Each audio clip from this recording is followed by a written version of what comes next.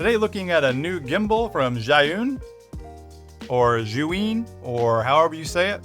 I'm from Texas, so that's how I say it. But it's the new Smooth 5S AI. And if you watch my channel and if you watch my gimbal reviews, there's really only one thing I care about. That is, how much weight does a gimbal hold? And the Smooth 5 for a smartphone gimbal holds a decent amount. It's rated at 300 grams, which means you can do plus or minus probably 20 grams and be okay.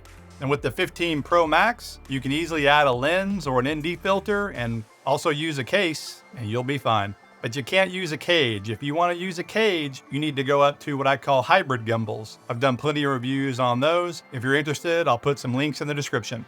But as smartphone-only gimbals go, this one does pretty well. So a couple years ago, I actually reviewed the Smooth 5, and I'll roll some shots from that. And that actually includes one of my favorite bits I did, an homage to Office Space. And so if you haven't seen that video, I'll put a link in the description. And actually that video pertains to this gimbal today still, because that gimbal works basically the exact same as this newer one with the few additions that this new gimbal has. So first up, we'll look at a comparison between the two, and then we'll get into how to set up and use the new one. So on the right is the Smooth 5, and this is the Smooth 5S AI. And as you can see, they're basically the exact same gimbal. This one has a little bit nicer handle, I would say. And then it's got this translucent type of cover over the controls. But again, the size is pretty much the same. And then this one has a light right here. Let me loosen that. This one has a built-in light, which is nice. And then it has a connection for the AI or another light that you can attach to it. But the buttons, everything else are the same. Same wheel on the side and same little tripod. So more or less, it's the same gimbal with a few upgrades. So it works fine with a case, but I would say it probably works better without a case. However, I like using a case. And so that's the way I mount it. And when I say it works okay, it's that these lips aren't extremely big, and so it doesn't hold this larger 15 Pro Max with the case that well. But it does hold okay. I would just say, make sure you really get it down in there. I don't know if you can see down in there, within the gap there. There's a little bit of a gap. But if you push it in and then press, it seems to hold it pretty well. And then you can push it to the side if you need to, or you can leave it open because you can charge it. You could add a charging cable. But otherwise, it holds this pretty well and pretty straightforward to set up. Power buttons on the side here. Hold it down. And now it's connected. Squeeze 3 times and it'll spin around. iPhone 15 Pro Max.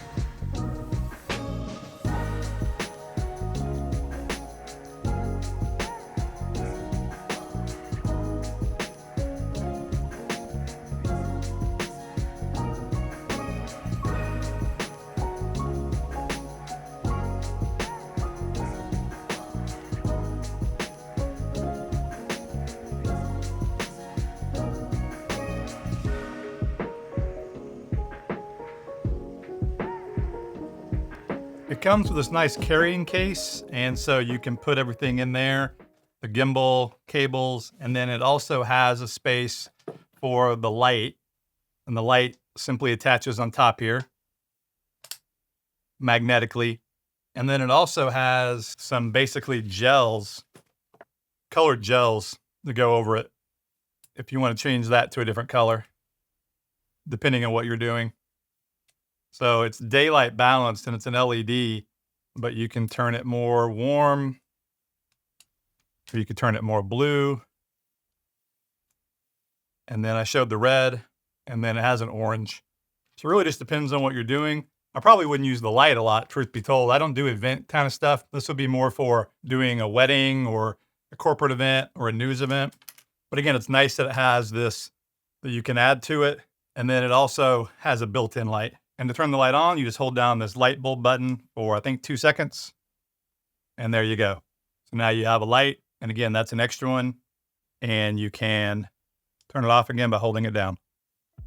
One of the cooler trends in gimbal technology is the AI tracker, a hardware tracker. And this new Smooth 5 version has that. And it really is nice because that way you can do tracking and not have to use their app. Because the app is a software based and now this is hardware based. And so you can actually track with any app.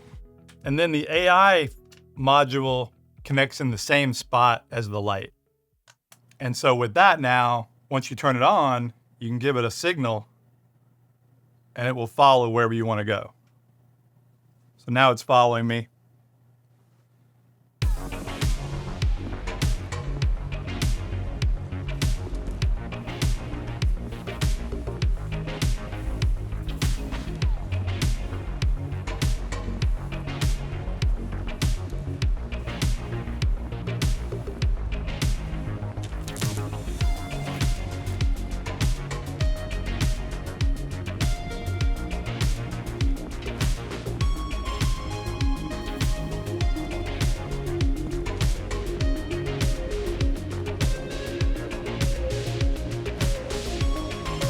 And then to turn it off, you just put the palm of your hand up.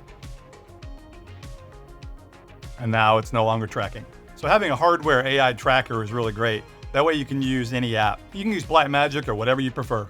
Speaking of using another app, you can do that and still have some control, mainly the record control. As a side note, I do not like using the gimbal apps, very rarely, only if you're going to do some sort of creative thing like a hyperlapse, etc., or if you need to calibrate the gimbal, which I do recommend. And then the other thing is you do need to use the app on the initial setup. So now let's look at how you can control it without using their app. Now, I don't like using their apps. I prefer using either the native camera app or a third-party app like the Blackmagic camera. And the only really thing that I need to control is start, stop. Everything else, I don't mind controlling on the screen. Using the buttons can be kind of fumbly anyway. And I'm talking about the camera controls.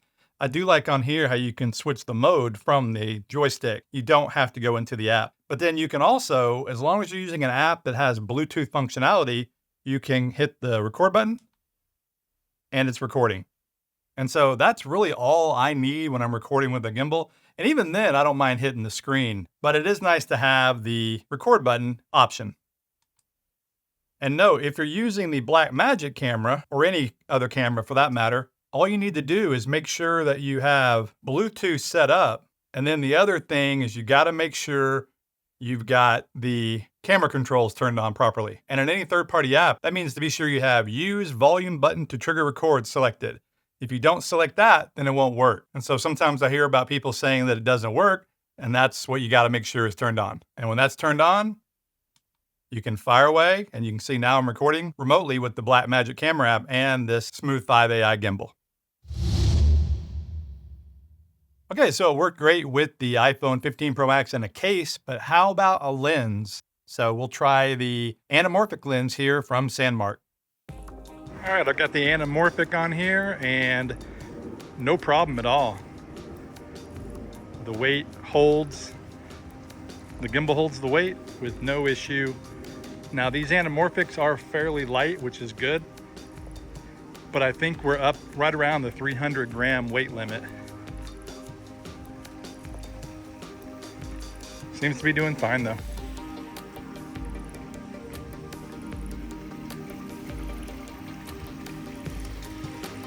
Okay, the anamorphic worked fine. Now let's try something really pretty heavy, the reflex wide angle lens. I'll put on the screen what this weighs. I don't remember off the top of my head, but it is a heavy lens. And so it will put the phone, the 15 Pro Max and the lens together over the weight limit. And so let me jump in here and turn off the anamorphic squeeze I had set up in the Blackmagic app. Now we can shoot standard 16:9 and we'll give it a try. Well, so far so good. It looks like it's going to lift it up. Oh, but now, it falls. It didn't hold it. So no, this lens is really not appropriate for this setup. I would use a hybrid gimbal or a more traditional gimbal to hold this much weight. Now, one option you could do is on this gimbal, you click the trigger 4 times and it will put it into what I guess is like a selfie mode, or I'm not sure because it flips the phone around. So like an upside down mode. But then when you spin the gimbal around while the lens is at the bottom and makes it easier to hold, it's not so top heavy, you would have the gimbal arm in the way. On bigger gimbals, I have mounted phones upside down to where the lens is at the bottom to offset the weight, or you could use a counterweight. But really, this gimbal is not designed to use these heavy lenses. It's really designed for no lens or a very light lens or an ND filter. I would say that a light ND filter will work no problem. So do I like it? Yeah, overall it's a great gimbal. I really like the original Smooth 5, and this is an upgrade from that. And then the biggest selling point is probably the AI tracker to separate it from the original, that is. The weight capacity is the same, and you can probably put heavier stuff on there than I did using a counterweight, but it's really not designed for heavy setups per se. It depends on which phone you're using too. If you're using a smaller phone like a Pro instead of the Pro Max, you can put more stuff on there. My samples here were with an iPhone 15 Pro Max, and then if you have a 14 Pro Max, that's even heavier. So it really just depends on which model phone you're using. But in the end, I really do like the gimbal, and I do recommend it, in particular for social media use or travel or anything to do with easy setups, quick setups that are smartphone only. If you want to use a cage, etc., then I would recommend a hybrid style gimbal, a more traditional gimbal. And again, I've done a lot of reviews of those, including ones from Zhiyun. So if you're interested in this gimbal, there's a link in the description. Thanks for watching. This is Blake Calhoun. Please like, subscribe, and I'll see you in the next video.